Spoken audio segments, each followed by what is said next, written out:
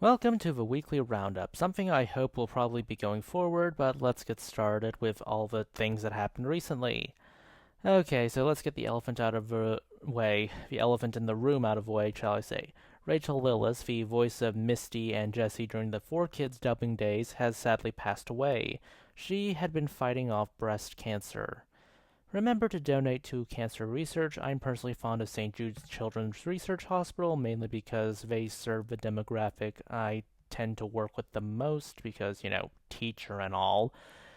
But any cancer research institute will help, whatever it takes to get this stupid disease into the annals of history. In other Pokemon related news, it's been reported that Red might be getting his own live action series for Netflix. So far, this is just a leak from Daniel RPK. I'm a bit wary about leaks because leaks in the past have been, shall we say, hit or miss. Detective Pikachu, as a movie, when it did this live action Pokemon concept, did it pretty well. It did nail the look down. The film does a very good job of integrating Pokemon CGI into the background of the film. The problem is that if you're doing like an 8 episode, hour long each live action TV series, you might run into the Avatar The Last Airbender Netflix adaptation. Having 8 to 9 hours of content as opposed to less than 2 hours can be a bit hard on the budget even if you sink the GDP of entire island nations into it. So you run the risk of having Pokemon but only in the focus shots, not in the background, like you could in an animated series. Speaking of other franchises that got leaks, supposedly the Power Pack is getting an animated series. Again, from Daniel RPK, so take with a grain of salt. These four kids hold a special place in my heart. The first Marvel comic I remember reading was Power Pack Day 1 in the All Ages universe. They're a pretty obscure team now. Hell, they've always been a pretty obscure team. I mean, when you think of someone who can alter gravity of objects with a touch, you don't think Alex Power at first. You think Ochako Uraraka.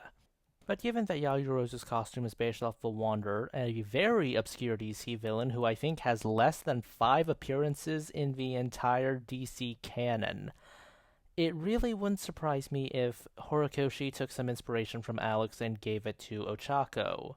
So, what exactly is the Power Pack? Four siblings named Alex, Julie, Jack, and Katie Power. Yes, Power's their actual surname, they were basically destined to get them. Get in the crosshairs between two alien races, the Snarks, who are intent on kidnapping their parents, and a chameleon, who is an enemy of the Snarks. The chameleon ends up dying, but before he does, he bestows his powers to the four kids. Since he has four powers, they get one each. Alex alters the effect of gravity on objects. In early comic appearances, this was limited to only things he touched. In later comic appearances, not so much. And in All Ages, I don't think he has ever actually done that. Julie gets the power of velocity, allowing her to fly without support and move at very high speeds. She was Rainbow Dash before Rainbow Dash. Jack gets the power of density. He can either lower his density and turn into a cloud, or increase his density and turn into the size of an action figure. And of course, Katie gets the power of energy. She can convert matter into energy, and she can unleash this as energy bolts. Yep, give the 5-year-old the ridiculously strong power because that's how this works. They also get a smart ship named Friday.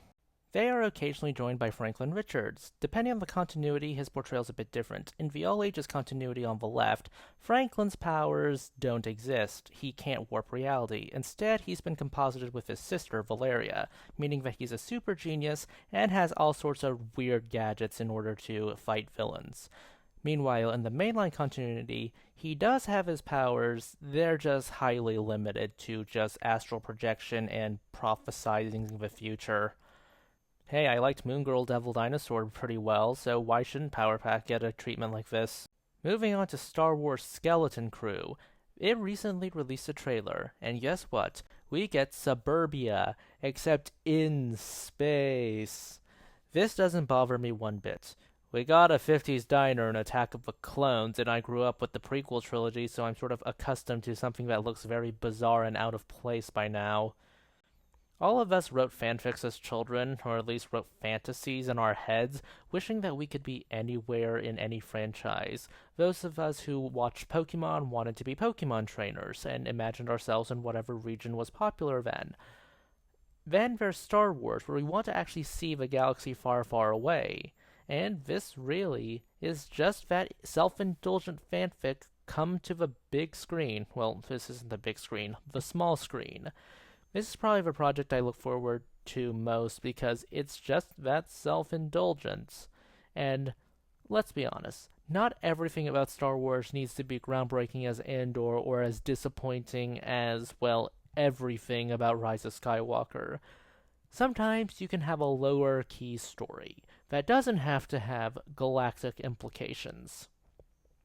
Speaking of self-indulgent, I'm also waiting on this Rebuild the Galaxy special because we're getting Darth Jar Jar for the first time in an official Disney work with Ahmed Best playing him. I think that is all I need to say about this. Then finally, Lilo and Stitch. Stitch in live action got revealed.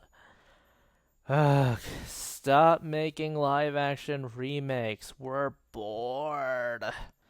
Stop treating animation like the second fiddle to live action. Both have advantages and disadvantages. Capitalize on them. Don't give us more of this trashy live action Disney look. You know, I find something very baffling about these live action remakes. Half of them are already CG animated, and they're considered live action remakes. Then again, The Lion King 2019 is considered a live action remake, even though it is photorealistic animation. They literally did not grab lions and train them to throw each other off cliffs. I don't know what point I was making. Oh, right. Stop using this art direction with all your live action remakes. It only reminds us of the inevitability of death.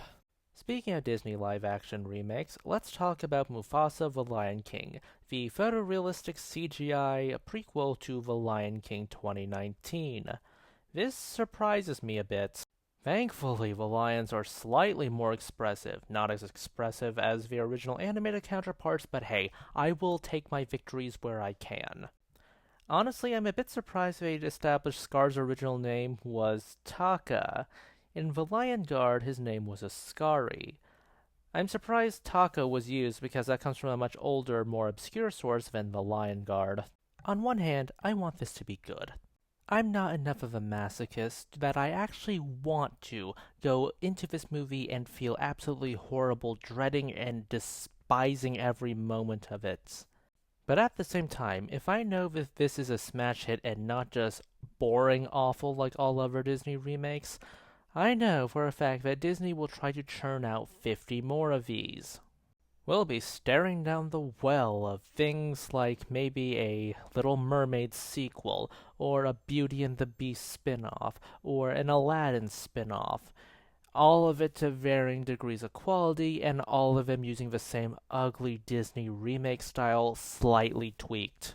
Speaking of super boring, super annoying remakes, let's talk about Snow White. What is there for me to say?